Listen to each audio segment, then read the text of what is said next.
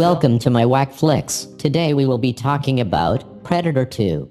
Wow, the great Predator 2, starring Murtaugh from Lethal Weapon, Hudson from Aliens, the wacky Gary Busey, and a few other great actors. In my opinion, this is one of the most underrated sequels and sci-fi horror movies of all time. I know right now, everyone is going nuts for Prey. Some people are ridiculously claiming it's better than the original. Calm down, everyone. Prey is a highly overrated mess, and it belongs somewhere at the bottom of the Predator list, in my opinion. Just because it wasn't complete garbage doesn't mean it's good. I know we're all starving for good movies, but we should still be picky about what we consume. In any case, Prey gets a few things right at the beginning, and then destroys them by the third act of the movie. The setup and location are great. The characters start off very interesting. I just wish there was no dialogue. Everyone sounded like 2022 teenagers. I was waiting for it to circle back. Took me completely out of the moment. I especially hated when the wacky French soldiers show up and this movie becomes a comedy.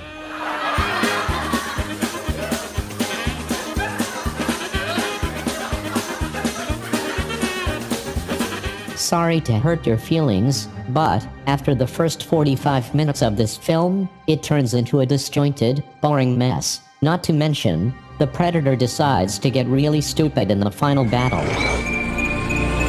Anyway, we're here to talk about Predator 2.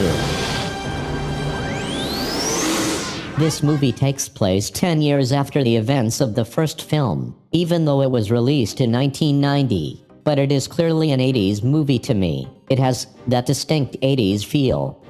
An aggressive alien hunter arrives in the hot streets of LA, and a hard-boiled police officer, played by the great Danny Glover, has to stop it. Can't go wrong with that. I was very young when this came out, and I remember everyone being disappointed that it took place in a city, and not in the jungle. I didn't understand why people wanted to see the same movie again. I thought the city was a brilliant idea. I had read the Concrete Jungle comic book, and I loved the idea of having the Predator hiding out in a highly populated area. It's also important to note that I saw this on my local TV station, so it was a highly censored version. For those of you old enough to remember censored TV versions of things, you will remember that they were awesome in their own way. They didn't just cut parts out or bleep the bad words. In some cases, a totally different voice would dub a line. Captain, Danny and I came up together. 15 years on the street. Anyway, Predator 2's opening scene teases you with a shot of a jungle, and then immediately throws you into a crazy action shootout in the streets of LA.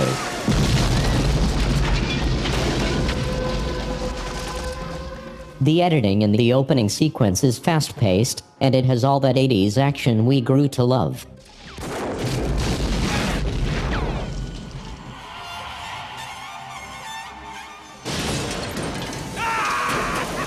Two rival cartels are having a war in broad daylight. The authorities are outnumbered and pinned down. The situation seems bleak. Just then, Lieutenant Mike Harrigan arrives on the scene.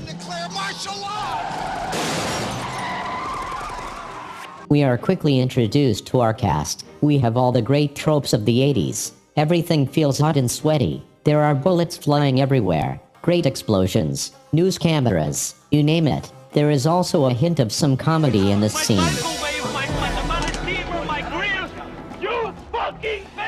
Harrigan is one of those heroes that doesn't follow the rules. A real hard ass. Kinda like a combination of Riggs and Murtaugh from Lethal Weapon. He covers his car in bulletproof vests and drives it over to the bad guys in order to save the wounded. He then makes a few holes in everyone.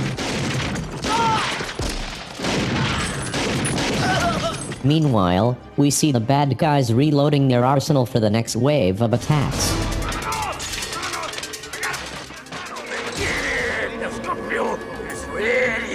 But then, something shows up.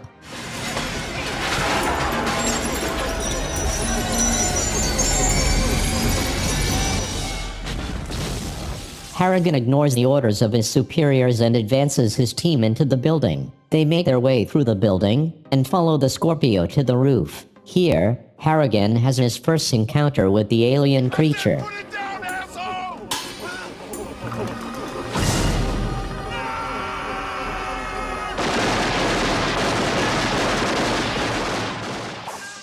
So, we see the Predator, cloaked, early in the film. I think this was a great move. We already know what the Predator looks like from the previous movie, but there is still an air of mystery here. Is Harrigan seeing things? Is it just the heat? The audience knows what this is. So, the bad guys are dead, and Mike has to deal with his stereotypical 80s angry boss. Chief Heineman, played by Robert Davi, is spot on as the asshole bureaucrat. Insubordination. Disregard for direct orders from a supervising officer. Now get back to your cage at Alvarado. I'll show you what insubordination is, son of a bitch! The Predator watches as Harrigan argues with the chief, and then we cut to the police station. Here we are introduced to Captain Pilgrim, played by Kent McCord, another great cop actor, always in similar roles. You will extend him your full cooperation. Which means you're cutting off my dick and shoving it up my ass. God damn it, Mike. The feds are calling the shots on this. My hands are tied. Yeah, Captain Pilgrim. Harrigan gets shootout by Captain Pilgrim. And then, Federal Agent Peter Keyes is introduced. You know how it is. We all have a job to do. Cooperation is my middle name. Finally, Harrigan has to break in the new recruit to his team, Jerry Lambert, played by the late, great, Bill Paxton. I really miss actors like Paxton. He does a great job as the cocky, headstrong young cop looking to prove himself. We need good cops down here, and they say you're good at what you do. But the team comes first. Harrigan gives him a speech and tells him to think of the team and not just himself. Hey, kid. Welcome to the war. Cut to a fancy penthouse where we're going to see some Predator kills. Here, King Willie's gang has strung up one of their rivals' leaders to send a message. They have to perform some voodoo ritual. Shit happens. Turns out the Predator is here and is ready to strike. Now, this scene is one of the best Predator action sequences in the whole franchise. When I was a kid, this scene gave me goosebumps because of how awesome it was. Right away, we see a brand new Predator weapon, the net.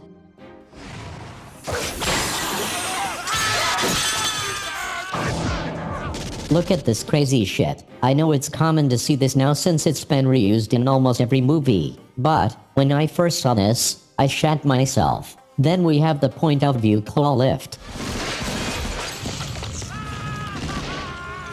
We also see a projectile, and then, finally, a spear weapon. This Predator was gritty and got in close to its prey. I really like this aspect. So, all these guys get cleared out and we see the leader confront the Predator. Well, confront is a strong word. Great scene transitions in this movie. It flows so well. Harrigan and his team arrive on the scene and notice that everyone is strung up again. There are casualties from both sides and it doesn't make any sense. It's not making any sense. She keeps saying El Diablo vino por ellos. The devil came for them.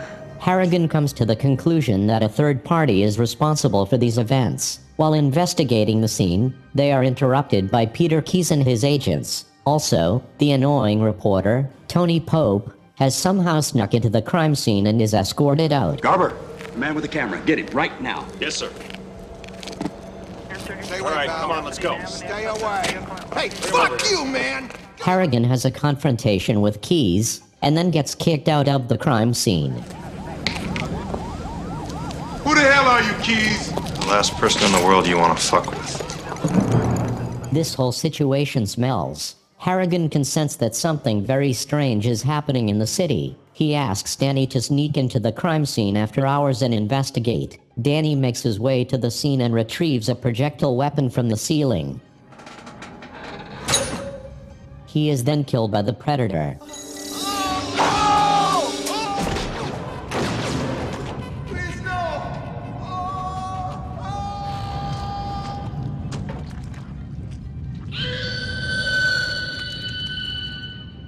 The next day, Harrigan gets reprimanded by the captain for his involvement. Harrigan, however, is only focused on revenge. Danny was an old friend and longtime colleague. Leona and Jerry manage to calm him down. He then decides to arrange a meeting with King Willie. Yes, King Willie, the leader of the Jamaican cartel. Jerry tries to go with Mike, but Harrigan refuses. King Willie will see you now. Both ways, my ass. Deep in some random alley, King Willie spouts off some cryptic, mystical stuff about the Predator. He believes it is a demon, and throws some chicken bones on a garbage lid. Look, this made perfect sense to me as a kid.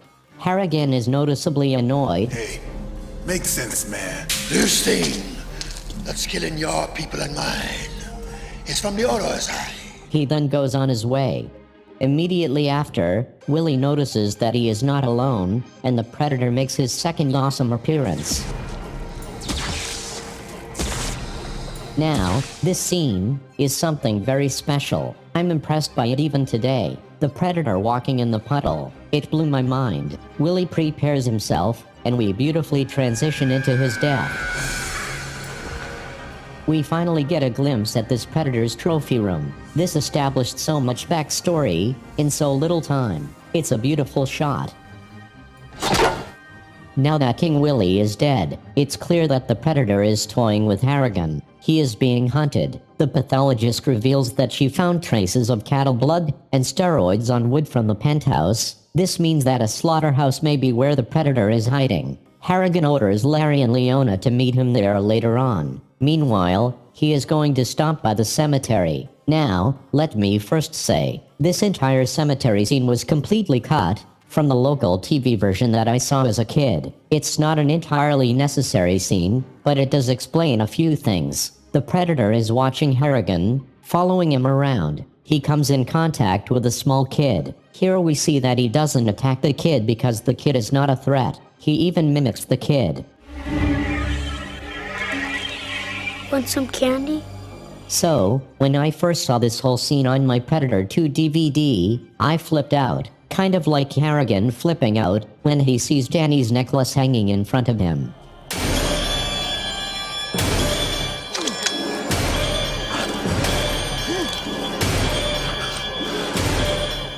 Jump to the LA train system. Anyone who has lived in a major metropolitan area will understand Jerry's reaction to taking the train in rush hour. You know, it's hard enough to find a seat, and if you find one, someone's either pissed in it or throwing up all over it. Anyway, this scene is kind of ridiculous in some ways, but it works. A few 80s punks start bothering a guy with a briefcase.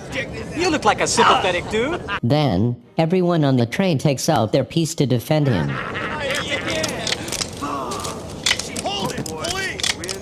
This is a not-so-subtle joke, but it works. Jerry and Leona try to calm the situation, and then, the Predator strikes. The scene instantly becomes serious again. Since everyone is armed, the Predator kills anyone who gets in his way.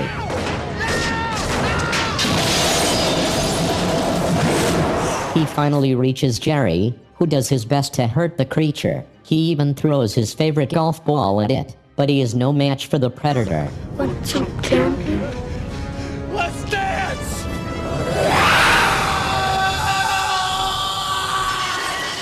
After evacuating all the passengers, Leona goes back to look for Jerry. She finds him hanging in the train, then gets grabbed by the Predator. The creature lets her go when he sees that she is pregnant. Harrigan arrives at the scene and runs inside to look for Jerry. He finds the Predator removing Jerry's head and spine. Then he follows the creature outside.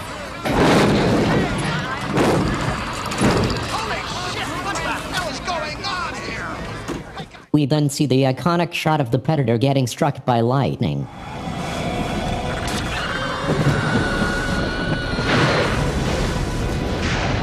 Nice. Harrigan gets blindsided by Keyes and his agents, and then, Keyes finally reveals what they are doing here, and what the Predator is. A fucking alien.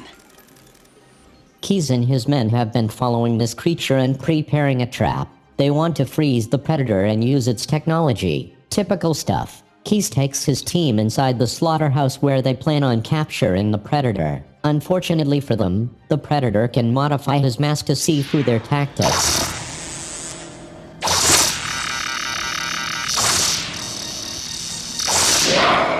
Then, it kills all of them.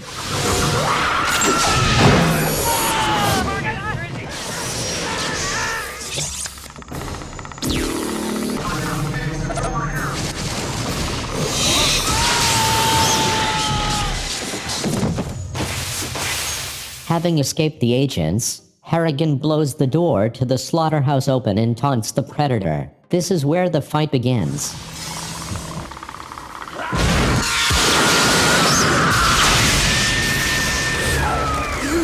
The final part of this movie is non-stop action and fighting. I think they were trying to recreate the final fight from the first movie, but in a different setting. They did an amazing job. So, first, the Predator tries to cloak himself, but, thanks to the water sprinklers, he is unable to do so. Harrigan gets a few good hits and disables the Predator's shoulder cannon. The creature uses this tiny missile instead, and then, the fight gets real close. Harrigan manages to give it a few great close-up shots.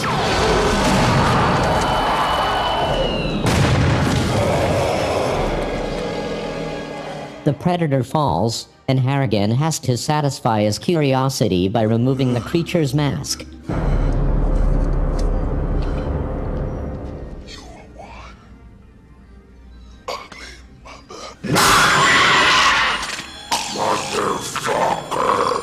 Come on, that was pretty funny. The fight isn't even near over yet. The Predator is up and pissed. He breaks Harrigan's gun and is about to kill him. Then, Gary Busey is back. To stop him, the Predator takes out my favorite weapon yet, this disc thing.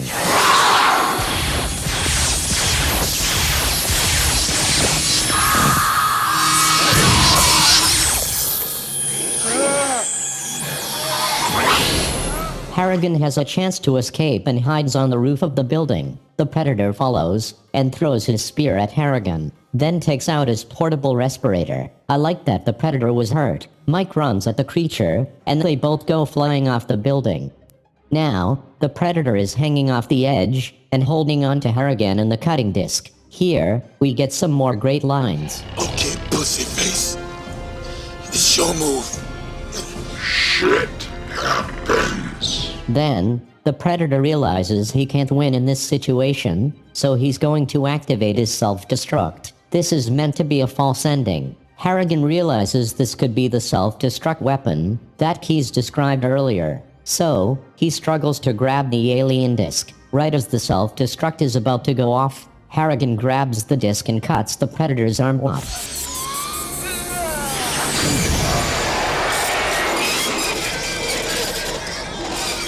Cool stuff. The Predator slows his fall and breaks into an old couple's bathroom. Here, we see some more Predator gadgets. He makes some kind of healing salve and injects a painkiller.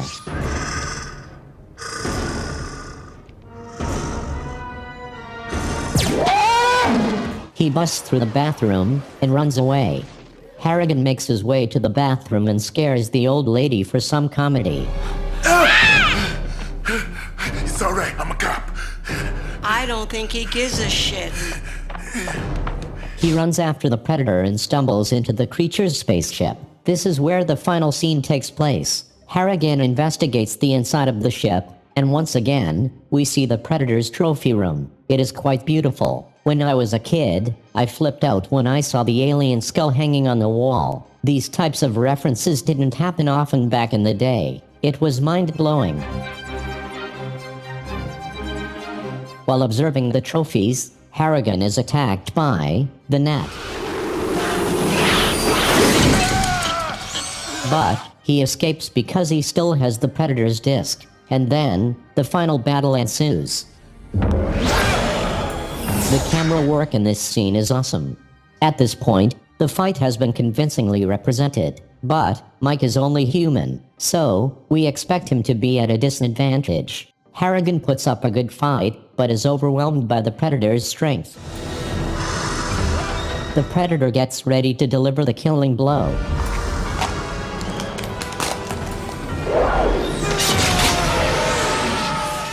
That disc really ruined the Predator's plan. Harrigan would not have survived without it. That's straight asshole. Shit happened!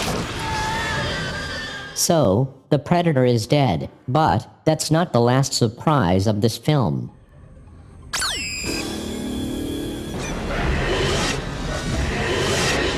A pack of predators reveal themselves. Harrigan may be in big trouble now.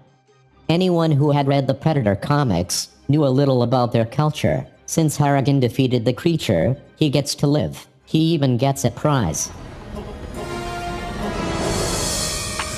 Take it. 1715. Then the predators take off.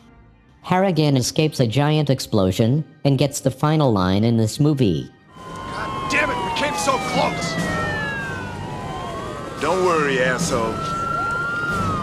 You'll get another chance. Hinting at a sequel. Unfortunately for us, that sequel would come many years later, in the form of Alien vs. Predator, or AVP, as it was known. The movie was written, and AVP Requiem is a very strange movie. It's unwatchably dark, no matter how much you turn up the brightness. I don't know why it was shot so dark. Also, the human characters are garbage. The story is non-existent, and the aliens look like shit. I tried very hard to like this movie, because the Predator, called Wolf, is awesome. He really kicks major ass. He clears out the aliens in very cool ways. But it's so dark that it pisses me off and makes me hate the movie. A missed opportunity. Sadly, it belongs at the bottom of the list. In 2010, we got Predators. At the time, I thought this was an excellent sequel to Predator 2. It took place in a jungle. There was a fun cast of characters, and the action was cool. It was bloody and action-packed. Plus, we see a crazy Lawrence Fishburne get blown up. What took you so long? I was super satisfied when I saw this in theaters. I even went to see it twice. Way better than Prey. I know many people complain about Adrian Brody and his exaggerated voice. We're gonna need a new plan. But he did a good job in this, along with everyone else. In 2018, we got The Predator. It's a confused and stupid movie. A crazy mess that could have been good, but wasted all its potential, and tried to be a comedy. Eat your pussy. Wait, what? How you doing?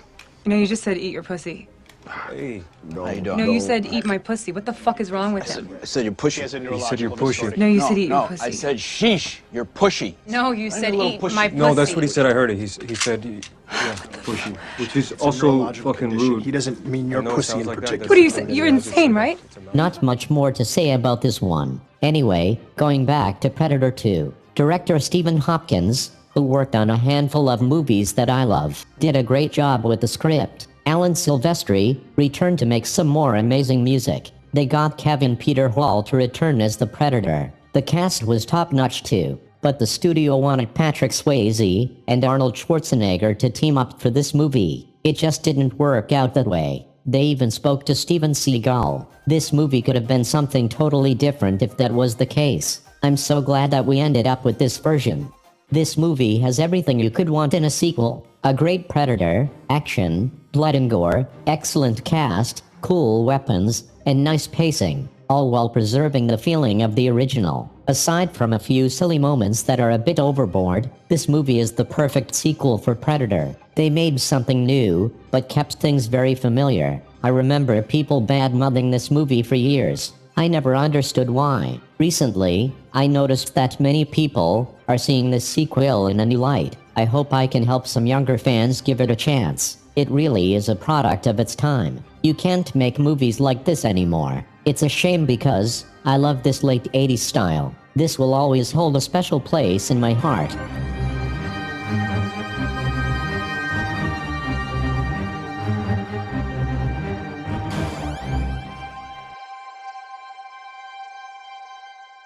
You try that cowboy with me, cowboy, you can kiss this. Goodbye.